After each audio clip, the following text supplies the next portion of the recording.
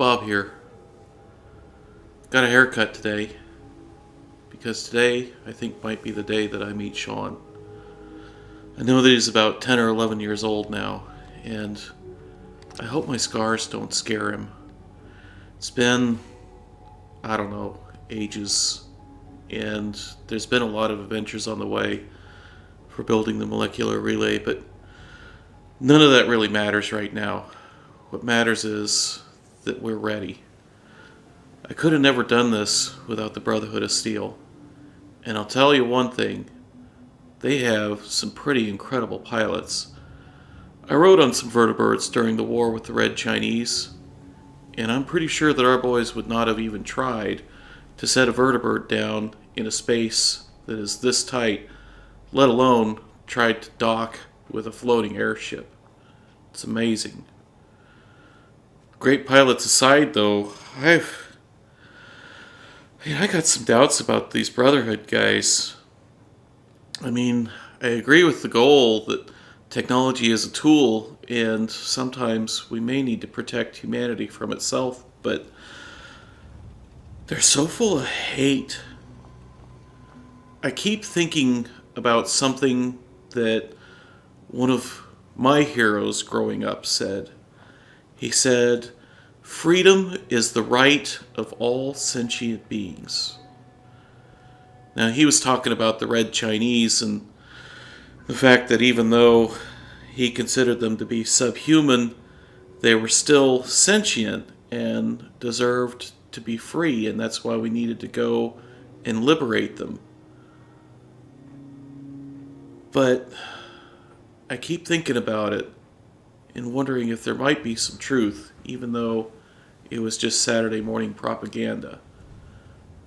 I mean, I've met sentient ghouls. I mean, the Brotherhood, they wanted to shoot Barb on sight. And I had to talk them out of it. I met a sentient super mutant. Virgil was as smart as they come.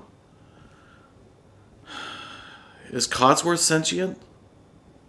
Is Nick? I guess this is a question for philosophers. Or people smarter than me anyway. I'm just a man who's trying to find his son. Maxon thought I was nuts for putting Sean's crib outside the work site, but even though I know Sean will never sleep in that crib, it's just a reminder to me every day, and kept me coming to work here every single day until we got it done. And it's also a reminder that Sean's crib is not the only crib that's empty because of these Institute assholes. I'm going to try and take a nap.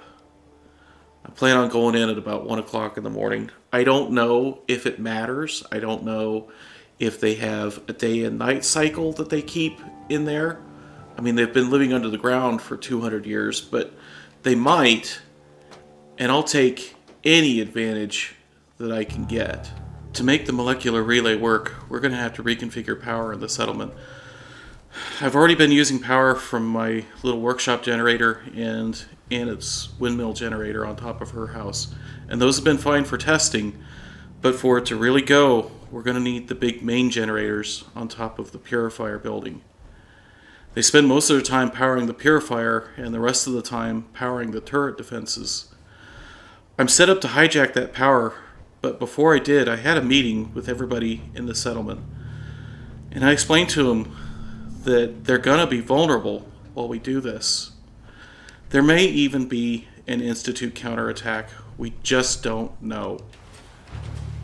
They told me that they're behind me 110%. And that this is their town, and they're willing to fight and die if they have to protect it. Might have been the proudest moment of my entire life. If they have to make a sacrifice, it's not going to be in vain. Here's the power from Anna's windmill, and here's the power from my workshop, and here's the power from the big main generators. Let's power up the console. Maxon, does this look good to you? It looks good to me. Ingram, you've been welding on that relay dish forever. If it's not ready by now, it's never gonna be. But it looks ready to me.